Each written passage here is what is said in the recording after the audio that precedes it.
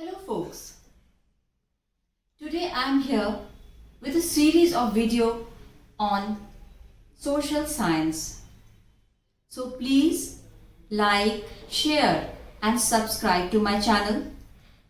I am going to start today's class with the second chapter of civics, that is federalism. We will be covering this chapter in 4 lectures.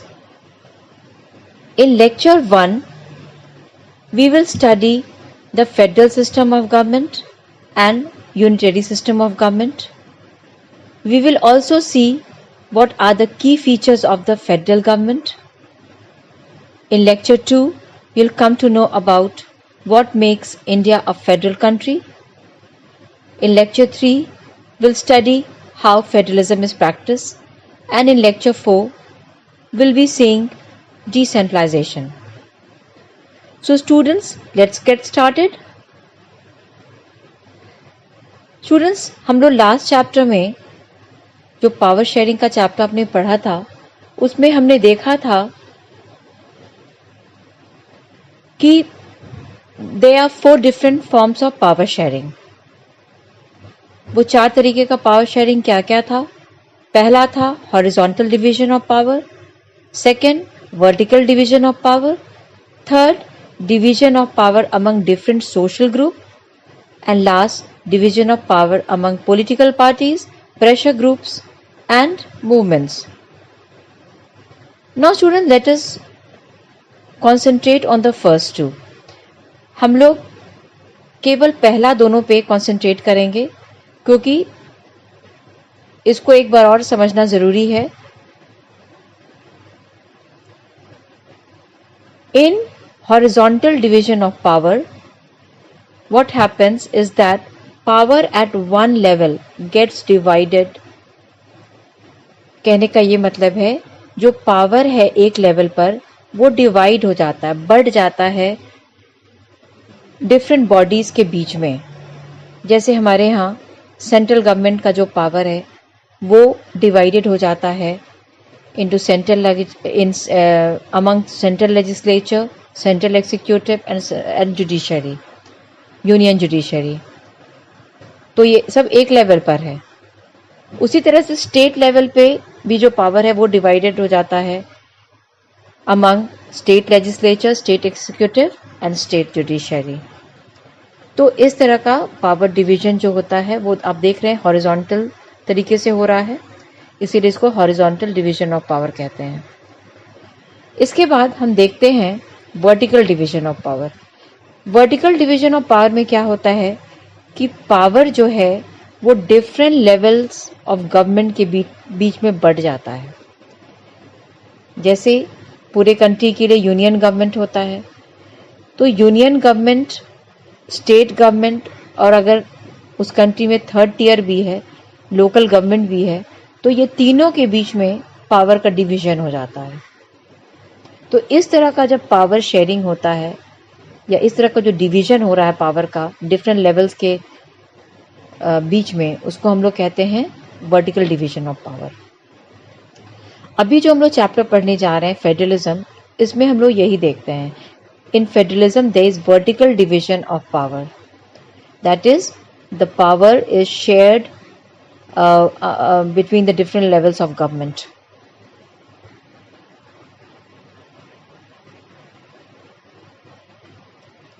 Let us see what is unitary system of government and what is federal system of government.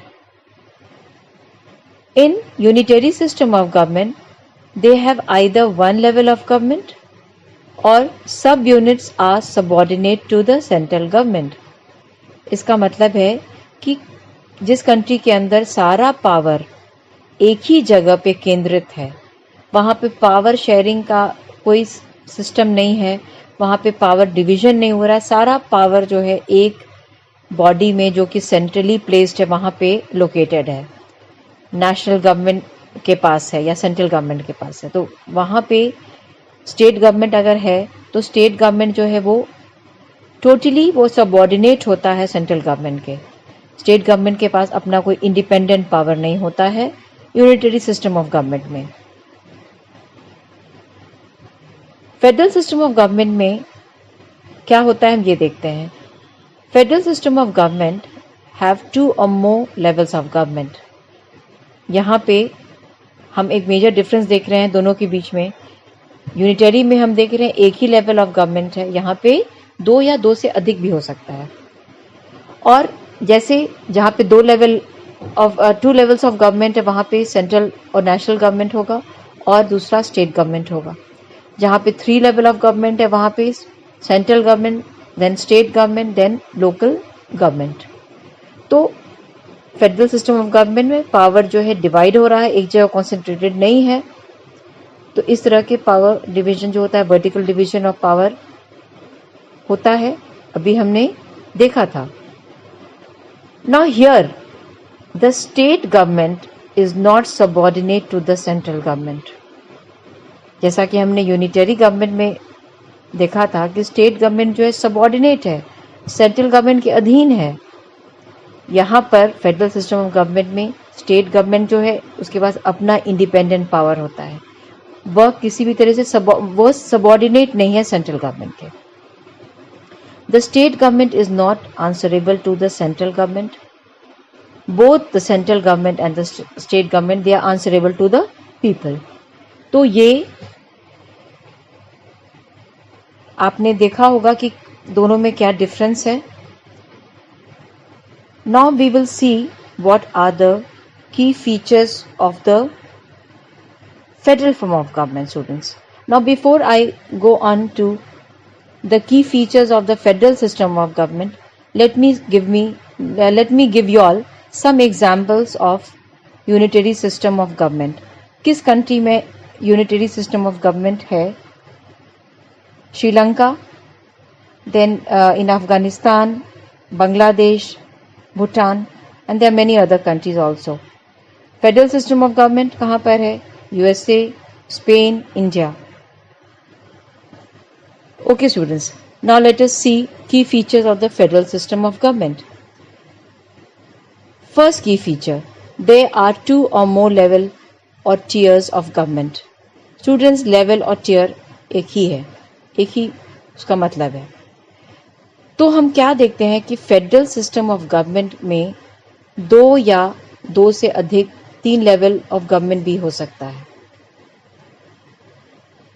सबसे important feature जो है federal system of government का वह यही है कि वहाँ पे 2 या 2 से अधिक लेवल होगा गवर्नमेंट का और सबका अपना पावर्स होगा. Second point, different tiers of government govern the same citizen but each tier has its own jurisdiction in specific matters of legislation, taxation and administration. इसको आप अच्छे से समझेंगे. इसका मतलब है कि ये जो डिफरेंट लेवल ऑफ गवर्नमेंट है, जैसे इंडिया के अंदर अगर आप बिहार में रह रहे हो तो हमारे ऊपर आप देखोगे कि 2 अथॉरिटी है, एक स्टेट गवर्नमेंट है और हमारे ऊपर सेंट्रल गवर्नमेंट भी है.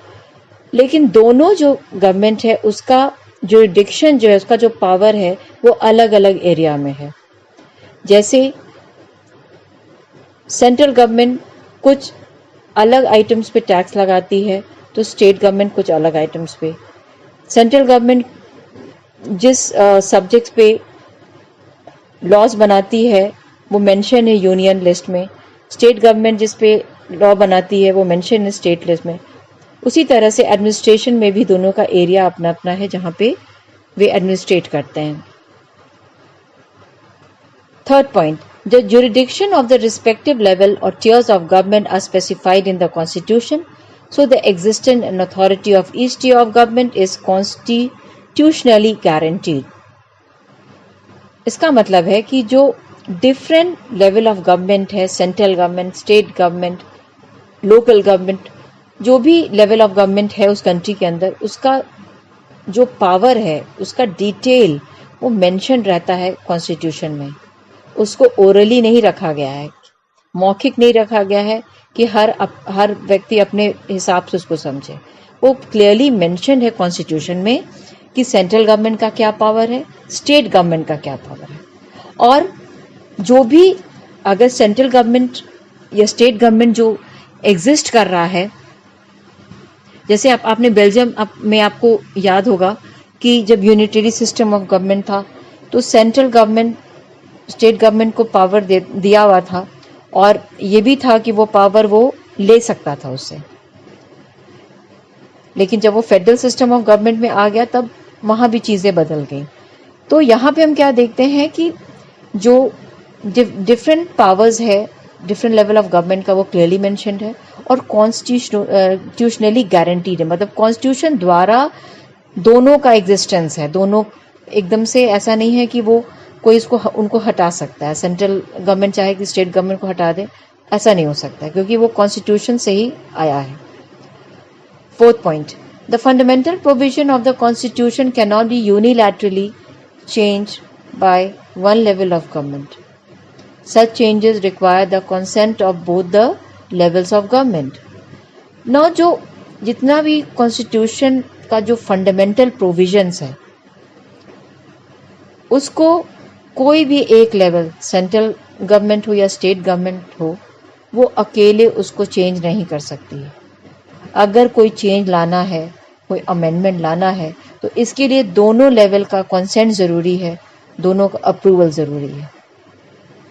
Fifth point, courts have the power to interpret the constitution and the power of different levels of government. The highest court acts as an umpire if disputes arise between different levels of government in the exercise of their respective powers. Now, constitution में बहुत सारे provisions हैं और constitution के different provisions को कौन उसको interpret करेगा, मतलब कि इंटरप्रेट मतलब कि कौन बताएगा उसका मतलब क्या है।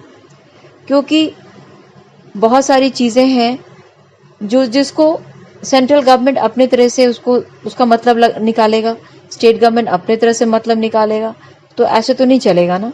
तो कोर्ट जो है उसको ये पावर है कि वो कॉन्स्टिट्यूशन के डिफरेंट प्रोविजंस को उसको समझे और उसको बताए कि वो क्या उसका मतलब है स्टेट गवर्नमेंट के लिए और सेंट्रल गवर्नमेंट के लिए। The highest court acts as an umpire if dispute arise between different level of government in the exercise of the respective powers. जो हाईएस्ट कोर्ट है हमारे कंट्री में, जैसे सुप्रीम कोर्ट है हम इंडिया में, तो वही एक जज की तरह, वो अंपायर की तरह, अगर कोई भी विवाद होता है सेंट्रल गवर्नमेंट और स्टेट गवर्नमेंट के बीच में, तो ऐसे विवाद में हो सकता है कि लड़ाई हो जाए उनमें, तो वैसे केस में उनका जो विवाद है उसको कौन सुलझाएगा, कौन ठीक करेगा, तो इसका पावर हाईएस्ट कोर्ट को है। जैसे हमारे यहाँ supreme court is the highest court of appeal, तो हाईएस्ट कोर्ट यानी कि सुप्रीम कोर्ट के पास है। Now students, let us see the sixth point. Sources of revenue for each level of government are clearly specified to ensure its financial autonomy. Now student, financial autonomy का मतलब होता है financial freedom. अब अगर central government है और state government है तो दोनों के पास अपना फंड है जो कि क्लियरली मेंशन्ड है कॉन्स्टिट्यूशन में कि कहाँ से सेंट्रल गवर्नमेंट को फंड आएगा, कहाँ से स्टेट गवर्नमेंट को फंड आएगा, ताकि दोनों लेवल ऑफ गवर्नमेंट अपने काम को सुचारू रूप से कर सकें। 7th point, the federal system thus has dual objective to safeguard and promote the unity of the country while at the same time accommodate regional diversity. 7th point ये कह रहा है कि ये जो फेडरल सिस्टम ऑफ गवर्नमेंट है इसका दो ऑब्जेक्टिव है, इसके दो उद्देश्य हैं। पहला है कि वह यूनिटी को, कंट्री की यूनिटी को बरकरार रखता है, और सेकंड है कि वह रीजनल आइडेंटिटी जो है उसको भी बरकरार रखता है। जैसे फेडरल सिस्टम ऑफ गवर्नमेंट में अगर दो लेवल ऑफ गवर्नमेंट है तो सेंट्रल गवर्नमेंट क्या करेगा, वो पूरे कंट्री की यूनिटी को देखता है, उसको मेंटेन करता है, और स्टेट गवर्नमेंट क्या करता है, वो स्टेट के रीजनल डाइवर्सिटी जो है, आइडेंटिटी जो है उसको देखता है, उसको बरकरार रखता है, उसको वॉइस देता है। तो यहाँ पे हमने 7 की फीचर्स जो है उसको हमने देखा। अब हम देखते हैं what is coming together federation and holding together federation. Now federation जो है दो टाइप का है, coming together federation and holding together federation. किस कंट्री के अंदर कौन सा फेडरेशन है वो बहुत डिपेंड करता है उस कंट्री के हिस्ट्री पर, उस कंट्री के सर्कमस्टांसेस पर। कमिंग टुगेदर फेडरेशन में क्या होता है कि इंडिपेंडेंट स्टेट्स वो लोग साथ हो जाते हैं और मिलकर एक बड़ा यूनिट बनाते हैं। Independent states come together on their own to form a bigger unit so that they can increase their security। जो इंडिपेंडेंट स्टेट्स हैं अगर वो बहुत छोटे हैं साइज में तो बहुत चांसेस है कि कोई जो बड़ा टेरिटोरियल पावर है वो उसको कैप्चर कर ले, तो ऐसे में उसकी सिक्योरिटी जो है खतरे में पड़ जाएगी। इसकी वजह से क्या है कि छोटे छोटे जो इंडिपेंडेंट स्टेट्स हैं वो लोग साथ हो जाते हैं और एक बड़ा यूनिट बनाते हैं, ताकि बड़ा यूनिट जब बन जाएंगे तो डेफिनेटली वो ज़्यादा पावरफुल हो जाएंगे। तो ऐसे में क्या देखते हैं हमको कि ये जब साथ होते हैं तो they pool their sovereignty but retain their identity. मतलब कि अपनी सॉवरेनिटी, हर जो इंडिपेंडेंट स्टेट था वो अपने आप में उसके पास सुप्रीम पावर था जब तक कि वो इंडिपेंडेंट स्टेट की तरह एग्जिस्ट कर रहा था। तो अब एक होना है तो अपना अपना सॉवरेनिटी जो है वो एक जगह ही देना होगा, क्योंकि वो अब सब मिलके एक कंट्री बना रहे हैं। तो कमिंग टुगेदर फेडरेशन में जो स्टेट्स हैं वो अपने अपने सॉवरेनिटी को पूल अप कर देते हैं, ज्वाइन कर देते हैं, लेकिन अपने कल्चरल आइडेंटिटी, अपने एथनिक आइडेंटिटी को नहीं लूज करते हैं, उसको वो मेंटेन रखते हैं। जैसे यूएसए के अंदर, स्विट्जरलैंड में भी हम देखते हैं इस तरह का जहाँ फेडरेशन होता है वहाँ जो स्टेट्स जो है वो फेडरल गवर्नमेंट के कंपैरिजन में स्ट्रांग होता है। ऐसा नहीं है कि फेडरल गवर्नमेंट जो है वो उस पर किसी भी तरह से मनमानी कर सके। दूसरा, जितना भी कॉन्स्टिट्यूएंट स्टेट्स है, जितने भी स्टेट मिल के बन रहे हैं एक बड़ा यूनिट, वो सभी कॉन्स्टिट्यूएंट स्टेट के पास बराबर बराबर पावर होता है। ऐसा नहीं है कि अगर 5 स्टेट है तो उसमें एक स्टेट के पास ज़्यादा पावर है, बाकी 4 के पास कम। सभी के पास बराबर पावर है। Now let us understand holding together federation. Large country decides to divide its power between the constituent states and the national government. Students, यहाँ पे वैसे कंट्रीज में जहाँ पे बहुत बड़ा एरिया है एडमिनिस्ट्रेशन के लिए, तो वहाँ पे पावर को तो डिवाइड करना ही होता है, क्योंकि एक जगह से पावर आप नहीं कंट्रोल कर सकते हैं पूरे कंट्री के अंदर। तो वहाँ पे वो लार्ज कंट्री जो है वो ये क्या करता है, अपने पावर को डिवाइड कर देता है, अपने पास रखता है कुछ पावर और पावर को दे देता है स्टेट गवर्नमेंट को। जैसे इंडिया के अंदर होल्डिंग टुगेदर फेडरेशन है, स्पेन और बेल्जियम के अंदर भी होल्डिंग टुगेदर फेडरेशन है। यहाँ पे सेंट्रल गवर्नमेंट जो है वो ज़्यादा पावरफुल होता है स्टेट गवर्नमेंट के कंपैरिजन में। और एक और चीज़ देखा गया है कि very often different constituent units of the federation have unequal power.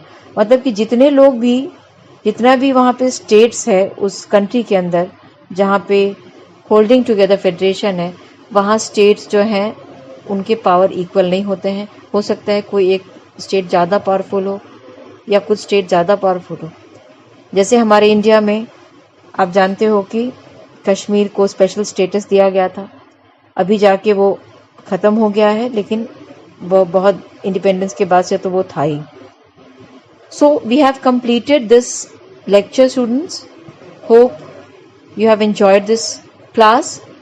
If there is any problem, student, please put it in the comment section, and please share this video, subscribe to this video. We'll be talking about other things in the next video. Thank you.